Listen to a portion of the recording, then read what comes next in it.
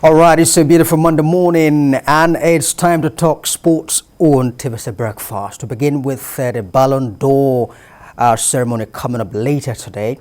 Football royalty is set to gather in Paris this Monday for the ceremony to crown the 2021 Ballon d'Or winner in both men's and women's football. Voting for the winners closed on 24th of November, and the winner will be announced on Monday evening. The race to be crowned the best men's player of 2021 is between Lionel Messi and Robert Lewandowski, with Karim Benzema the third favorite. Should Messi win, it will be his seventh Ballon d'Or trophy, pulling further away from Cristiano Ronaldo, who currently has 5. Well, let me bring in Umoh Asanga at the moment to help us make sense of it. Umoh, well, very pleased to see your face this morning. Tonight will be when the winner will be determined, and the final tussle no longer will be between, I beg your pardon, will no doubt be between Lionel Messi and Robert Lewandowski. For you, who will it be? Definitely, good morning, Ike. It's good to be here. Definitely, the battle is going to be between Lionel Messi and Robert Lewandowski. Look at what they achieved last season. Look at what Lionel Messi, due respect to him, he broke the dunk. He has not won the Copa America for so long. He got it. He got some goals also in his Barcelona shirt. But you can't miss out on what Robert Lewandowski did in Europe last season. You can't miss out on what he did. Don't forget, this guy, they won their league in Germany. They got the Champions League. They won the Super Cup. They won the FIFA World Cup. Over the season, he got over 55 goals. In the German league, got like 41 goals. So it's going to be hard for anybody voting to miss out on Robert Lewandowski. If he doesn't win this, I don't know what that Ballon d'Or is all about. Robert Lewandowski should take this off Lionel Messi. He is currently the holder because he's the 2019 holder. It wasn't held in 2020. So as it stands, Robert Lewandowski should take that crown off Lionel Messi.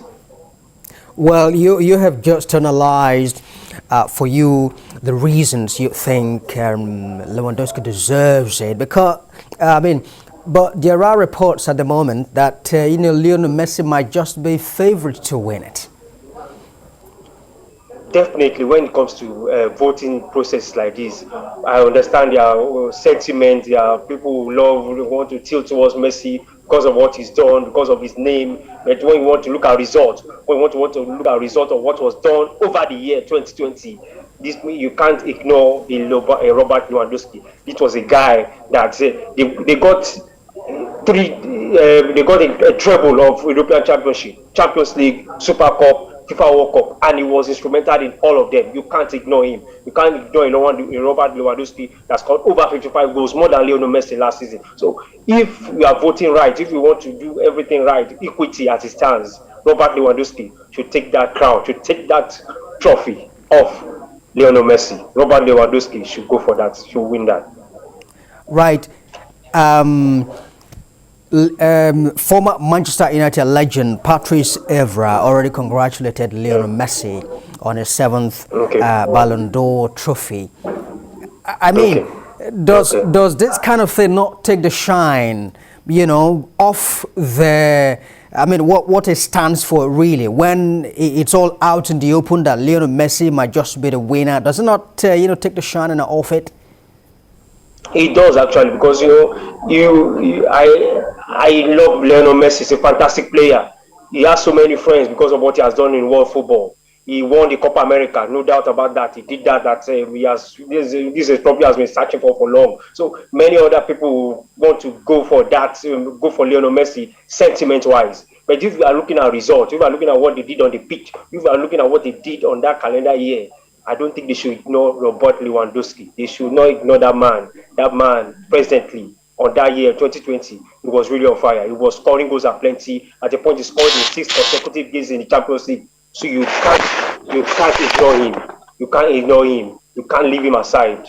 And those voting, the organizers should note that this is not a sentimental tournament. It's not about sentiment. It's about result. If it's about result, Robert Lewandowski should take it outrightly. More, let's turn our attention away from that and now look at some of the matches that went down in Europe yesterday. Let's begin with the Super Sunday clash, top of the table, beg your pardon, between Chelsea and Manchester United, which ended in a 1-1 draw at Stamford Bridge. Well, Chelsea dominated the early exchanges but could not make their dominance count as both sides ended the first half goalless. Jadon Sancho gave Manchester United the lead against the run of play following an error of judgment from Chelsea's midfielder Jorginho, and that was in the 53rd minute. And then the 69th minute, Jorginho again scored through the penalty to restore parity. Exactly, it was a cagey game. I like what Michael Carrick did, the Manchester United coach. What he did was that he decided to bench. He had the goals to bench CR7. He benched Ronaldo. So he wanted to manage the game defense-wise because he has some guys who are not at the back line. So what did he do? He employed the Matic, he employed the Scott, and he brought in Fred. So they were managing the game, trying to control this rampant Chelsea side.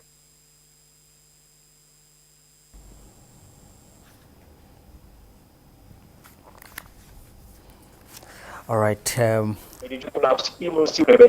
wasn't to be, but it was a cool game. Everybody came, they put in their best, and they shared the spoils. It was a nice game. It was a nice game to be nice game to watch. All right. Well, let's turn our attention now to the Italian Serie A. Of course, we also had some games in the Italian Serie A. We had some games in the La Liga, and then also in France, where Paris Saint-Germain beat their opponents 3-1. And we must feel sorry, really, for the young man from Brazil who, got an ankle injury, Neymar. This is history with injuries, and another one has happened, and it might take a long time before it comes back because it might involve surgery. Neymar is off, Messi is there, Mbappe is there. They can still do the business. Hopefully, they think together and get things done. They got their win. They needed, and 3-1 win. That was all. So you just get the Di Maria without Neymar over in Spain. Everything went out as it well. Real Madrid won. Barcelona, of course, Xavi coming back. They are doing what they need to do. Memphis Depay is not. I don't think Memphis Depay is a striker. Barcelona needs at this point. He's not scoring against the big boys. He only scores against the smaller teams. So that's not the type of striker Barcelona needs. So Xavi needs to has work to do with that Barcelona team. The likes of back in Italy, AC Milan lost to Sassuolo. That was shocking because AC Milan, after that win against in the Champions League, I thought they could come up again with some kind of good result, but they lost to Sassuolo. I think they will bounce back. It happens like that in football. I think it was that hangover over the Champions League. But all right, everything in Germany, Bayern too won. Bayern won. So every of the big boys did very well, apart from that loss AC Milan did. So all the big boys in Europe, I think they did pretty well, and they got their result. All right, Umoh, Asanga, always interesting having you talk sports with us on TVC Breakfast. Many thanks indeed sharing your thoughts with us. Thank you, Han.